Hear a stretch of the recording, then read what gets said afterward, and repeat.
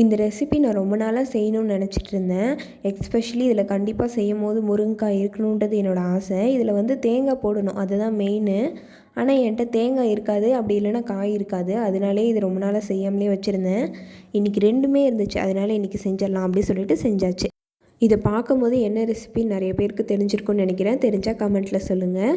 இந்த தேங்காய் பேஸ்ட் பண்ணும்போது ஒரு இன்க்ரீடியன்ட் போட நான் மறந்துட்டேன். ஆனால் அதுக்கப்புறம் அதை நான் சேர்த்துட்டேன். வீடியோவில் காட்டியிருக்க மாட்டேன். அது என்னன்னு தெரிஞ்சால் அதையும் கமெண்ட்டில் சொல்லுங்கள். அதுக்கப்புறம் இந்த பேஸ்ட் கூட சின்ன வெங்காயம் போடணும்னு சொல்லியிருந்தாங்க அந்த வீடியோவில். ஆனால் என்கிட்ட சின்ன வெங்காயம் இல்லை, ஒன்று தான் இருந்துச்சு. அதனால் கூட பெரிய வெங்காயமும் சேர்த்து அரைச்சி பேஸ்ட் பண்ணிக்கிட்டேன். உண்மையாகவே டேஸ்ட் நல்லா இருந்துச்சு. எனக்கு சாதத்தோடு வச்சு சாப்பிட்றத விட அப்படியே சாப்பிட்றதுக்கு ரொம்ப பிடிச்சிருந்துச்சு. ஆனால் இது கூட வந்து நான் பருப்பு குழம்பு வச்சு சாப்பிட்ருந்தேன். இதனோட பேர் என்னென்னா கேரளா ஸ்டைல் அவியல். இது வந்து ஓணம் ஸ்பெஷல்னு சொல்லிட்டு நிறைய வீடியோவில் பார்த்துருக்கேன். உங்கள் யாருக்கெல்லாம் அவியல் பிடிக்குன்றதை கமெண்ட்டில் சொல்லுங்கள். ஓகே ஃப்ரெண்ட்ஸ், டாட்டா பாய். அடுத்த விலாகில் பார்க்கலாம்.